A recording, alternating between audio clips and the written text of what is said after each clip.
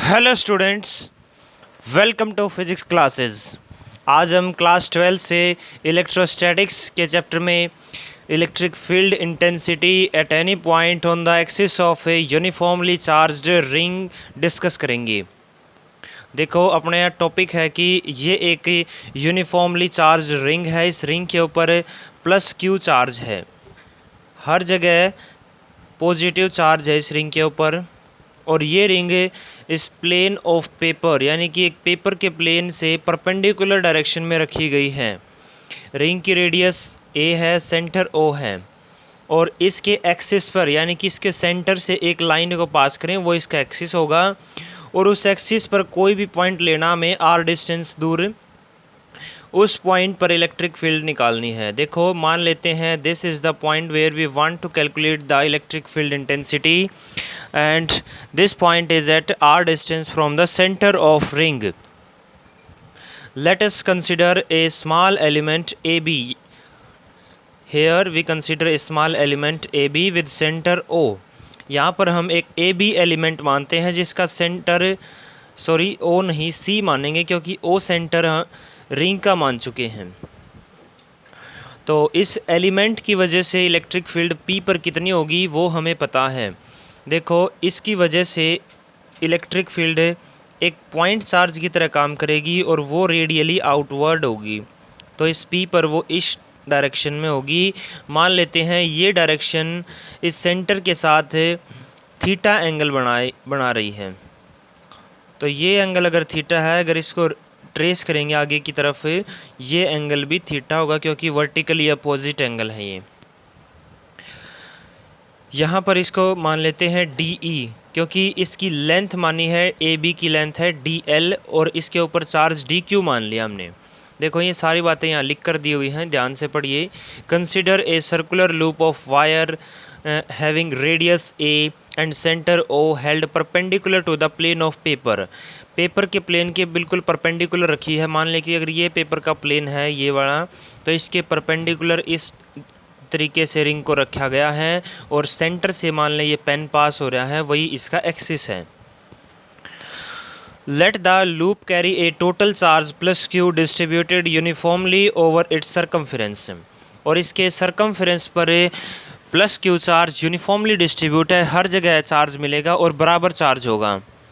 एक AB element जो हमने माना था वो देखो, let AB a small element having length DL length है and charge DQ, small charge है उसका, DQ चार्ज है, क्योंकि प्लस Q चार्ज एक कंप्लीट चार्ज है और DL लेंथ पर DQ चार्ज है।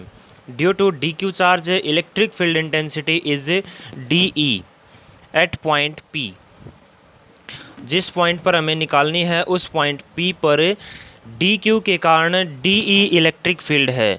और ये जो electric field intensity vector quantity है, और ये जो DE वेक्टर है ये इस OP जो R डिस्टेंस है इसके साथ थीटा एंगल बनाए हैं। और ये थीटा एंगल, इस एंगल के साथ हम इसको रिजोल्व कर सकते हैं रेक्टेंगुलर कंपोनेंट्स में। देखो, थीटा के साथ हमेशा लेंगे, आप याद रखिए, DE कोस थीटा, चाहे कोई भी वेक्टर हो, R होगा तो R कोस थीटा, DE है तो DE कोस थीटा। इस कंपोनेंट के परपेंडिकुलर बीच में लेंगे वो वेक्टर, और उसके परपेंडिकुलर लेंगे DE साइन थीटा। अब इसी के डायमेट्रिकली अपोजिट एक और वेक्टर मान लेते हैं PQ, एक छोटा एलिमेंट PQ, उस पर भी चार्ज DQ, स्मॉल चार्ज मानेंगे। और इस स्मॉल चार्ज, इस पॉइंट चार्ज की तरह जो बिहेव कर रहा है ये एलिमेंट, इसकी वजह से भी इलेक्ट्रिक फील्ड मान लेते हैं DE होगी इस पॉइंट पर। तो इस तरीके से वो भी थीटा एंगल बनाएगी। ये भी हमने मान लिया DE है। ये अगर थीटा एंगल है तो ये भी थीटा एंगल होगा इसके साथ, और इस थीटा के साथ इसको भी रिजोल्व करते हैं। जहाँ थीटा की डायरेक्शन है वहाँ मानते हैं DE कोस थीटा, और इसके परपेंडिकुलर देखो DE साइन थीटा। DE और DE दोनों बराबर हैं तो DE साइन थीटा और दूसरा जो DE साइन थीटा, ये दोनों भी आपस में बराबर होंगे। तो दो इक्वल एंड अपोजिट वेक्टर हैं, दोनों का रिजल्टेंट 0 आता है, तो ये यहाँ से कैंसिल होंगे। और D E cos theta add हो जाएंगे तो 2 डी ई कोस थीटा इनका रिजल्टेंट आएगा। अब देखो, अगर कोई एक एलिमेंट इस ए बी से आगे मान लें हम डी एल लेंथ का ई, तो उससे जो इलेक्ट्रिक फील्ड बनेगी वो इस डायरेक्शन में बनेगी। यहाँ माने इसके बिल्कुल डायमेट्रिकली अपोजिट, तो उससे जो इलेक्ट्रिक फील्ड आएगी वो इससे थोड़ी सी ऊपर बनेगी। उसका जो डी ई साइन थीटा आएगा, पहले वाली का डी ई साइन थीटा, दोनों आपस में कैंसिल होंगे और सिर्फ इस डायरेक्शन में डी ई कोस थीटा बचेगा। इस तरीके से जितने भी हम डी ई इलेक्ट्रिक फील्ड निकालेंगे due to small elements having length D L and charge D Q, यानी कि डी क्यू चार्ज के कारण जो भी डी ई इलेक्ट्रिक फील्ड आएगी सब की डायरेक्शन इस एक्सिस के अलोंग जो कंपोनेंट आएगा वो डी ई कोस थीटा होगा, और सबको जोड़कर हम रिजल्टेंट निकाल लेंगे, नेट इलेक्ट्रिक फील्ड इंटेंसिटी निकालेंगे। और जो परपेंडिकुलर कंपोनेंट आएगा डी ई साइन थीटा वाला, वो सब के आपस में डायमेट्रिकली अपोजिट एलिमेंट्स के द्वारा कैंसिल हो जाएंगे। तो आगे देखो, हम इसका अब रिजल्टेंट निकालते हैं। रिजल्टेंट कैसे निकालेंगे? डी ई कोस थीटा से निकालेंगे।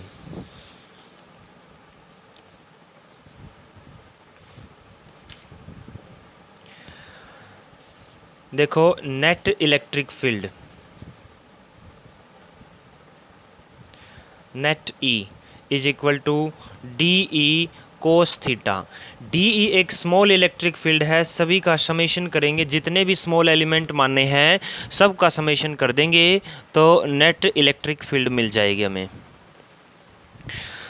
देखो, अब डी ई की वैल्यू पुट करनी है, तो E is equal to D E होगा यहाँ पर के क्यू, क्यू जो अपना चार्ज है, तो डी ई जो इलेक्ट्रिक फील्ड आई है वो डी क्यू चार्ज की वजह से आई है, तो यहाँ डी क्यू चार्ज लेंगे, तो K D Q by R square. R का मतलब है कि distance between charge and the point where we want to calculate the electric field.